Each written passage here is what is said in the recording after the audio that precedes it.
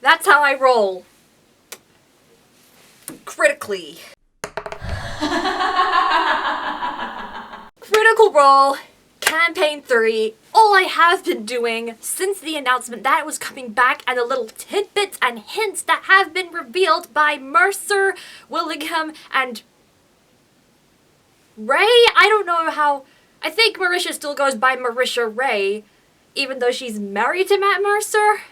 I don't know. Marriage is weird. Literally everyone has been predicting what the Campaign 3 characters are going to be like and what else it's going to be like as well. This is just basically a video with my predictions based on little tidbits I have seen more or less everywhere. We shall see on Thursday whether or not my predictions are correct. First off, we're just going to be talking about the campaign overall. The campaign is being set in Marquette, and it is based at least some cities that have already been visited by Vox Machina, of which I've yet to see in its entirety.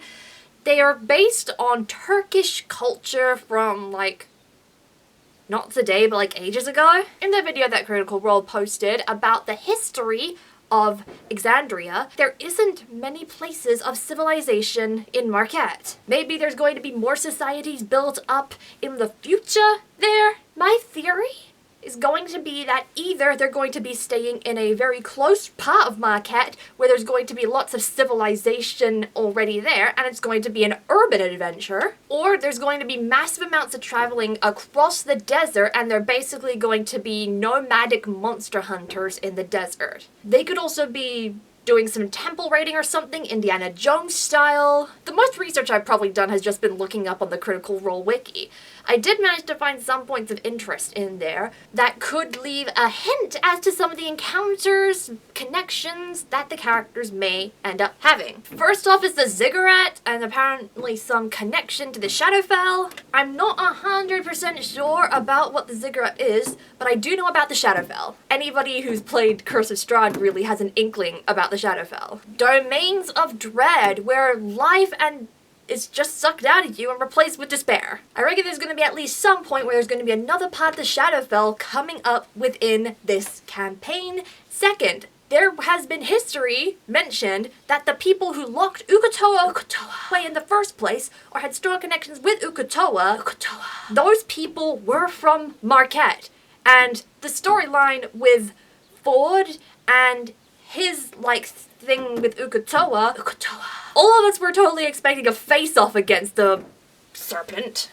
That's not a serpent. Now, this could either mean that there's going to be a one-shot that's going to happen in the future in which the Mighty Nine come together again to slay Uk'otoa once they're, like, really, really powerful. Or this is going to be something that the Campaign 3 heroes are going to have to clean up. And the third part, of course, what would it be Dungeons & Dragons without facing some dragons? Marquette is known that way in the past, or somewhere else, way in the past, somewhere else, there was some kind of involvement with red dragons in the history of Marquette. That makes me believe that one of the dragons that they are going to be facing is going to be red. Whoa, big surprises. But yeah, if they don't end up facing a red dragon at some point during Campaign 3, then it's going to be really disappointing. Now, there were some interesting kinds of announcements also made in that main big announcement video, that they're going to be trying things a little bit differently. It's not going to be what we're going to be used to. That makes me believe there's going to be some interesting kind of mechanic in play. Now, I don't entirely know what this is going to be. All I know is that the only, like, mechanic per se that has been implemented that Matt Mercer has made up himself has been the vestiges of divergence. So of course that's going to be something that's going to go into play, but with the way that they were saying things are going to be done differently, that makes me think there's going to be some other mechanic involved. I have seen a couple of other, games have some very interesting mechanics involving the actual streaming audience. And that's initially what I thought until I heard that they're not going to be doing live episodes, at least for a while. So I don't know exactly what's going to be happening. None of us do. That's all that Matt Mercer's covering. We need to move on to everybody else inside of Critical Role. Let's predict what kind of characters everyone's going to play.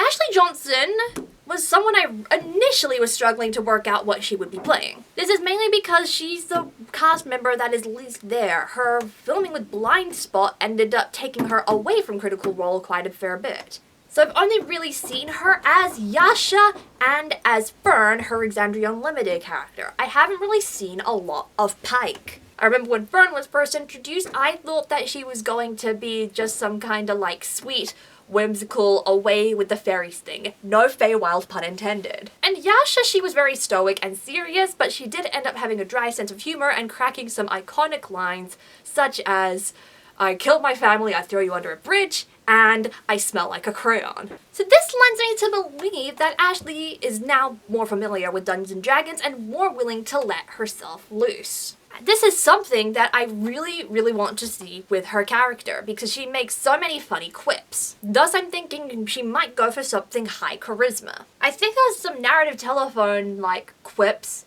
even though they were a joke, that were kind of like leading people to saying that, oh, maybe she's going to be playing a bard. And I thought, that is actually not a bad idea. We know that Ashley Johnson can sing because she helped out with the Critical Role intro song, and she also did a singing bit for a live intro at one point with Sam. I reckon a bard would be very good. But I think she still wants to either go into like some kind of like really adorable or something really obnoxious. For that reason, I think she's going to be a halfling bard. It just seems like something Ashley would do in character, just like make her character do something real crazy, like having a short person just jump onto a table and have a real massive jam out session with, I don't know, a lute. And a few of my friends who watch Critical Role agree with this.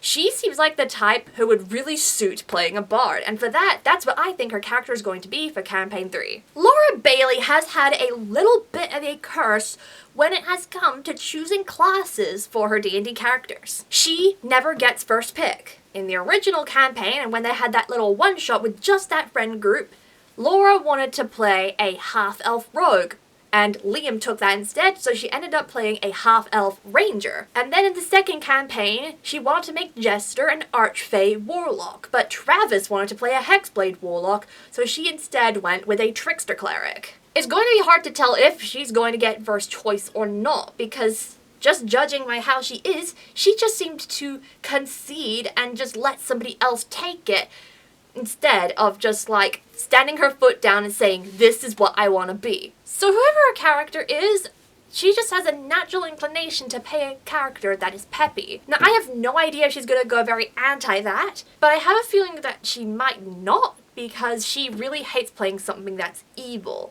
And maybe something too dark might go borderline, ooh, this might be a little bit evil. So I think she's going to be something peppy, but I think she still wants to play something a little bit different and a little bit darker, so it's going to have a dark undertone. For that, I have a suspicion she's going to be playing a Tabaxi Blood Hunter. Because we've barely had a taste of a Blood Hunter in Campaign 2, someone has to bring the Blood Hunter back for Campaign 3. I feel like Laura is going to be doing that in a very interesting way. And the interesting way I thought initially was to make it a Tabaxi. I just feel like this is something Laura is really going to milk, because people always say that Laura is an excellent role player. And so just having a contrast of a Tabaxi and a Blood Hunter could be very interesting for Laura to play. This may be the most far off prediction that I have made, but all of these could end up being far off. This is just some kind of like weird thing that I want to have where like she's like just kind of dark, but then at the same time wants cuddles with her Tabaxi Blood Hunter. Next we move on to Travis Willingham. Because Campaign 2 was my initial introduction to Critical Role, I didn't think that Travis was much of a player when he played Ford, because more often than not it just looked more like Ford was just, the funny parts of Ford were with Travis. Meanwhile, with Grog, he absolutely milked it. He absolutely loved playing Grog, and he really, really got into character.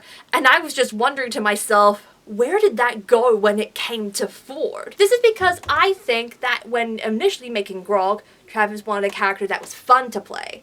And then when making Ford, he just wanted something that was interesting in concept. So I feel like he's going to go back to something that will be very fun for him to play. I think he's going to be a full caster now. There is one type of caster that we haven't really seen for a prolonged period of time in the party, and that is a sorcerer. Tiberius was, of course, a sorcerer, but he's basically irrelevant now. And I know Travis has played a sorcerer in one-shots as like a little fun thing, so I have a feeling this is something he's going to take on full force when he goes to the campaign. I feel like he might also go for a more neutral race, because the previous ones that he had were both considered exotic, a Goliath and a half-orc. I have a feeling he's going to go for a normal race such as a half-elf. He's going to let the sorceress nature make more of an understanding of how this character is a bit out of the loop. Next we move on to Marisha Ray. The one thing a lot of us have noted about Marisha is that she has yet to play a character who's got high charisma. Both for Keyleth and for Bo, her dump stat was charisma. This is why I'm thinking she's also going to go for a high charisma character. I think she has a little bit more fun playing something that's melee. This is something she might want to do going forward. Combining those two together, I think she's going to have someone that's very out there, very bold, and I think she's going to start off as a type of character that no Critical Role player has started off as. She might be the one to start off as a paladin. She might just be going bold and just like have a character just walk into a tavern with a sword praising, I don't know, Bahamut?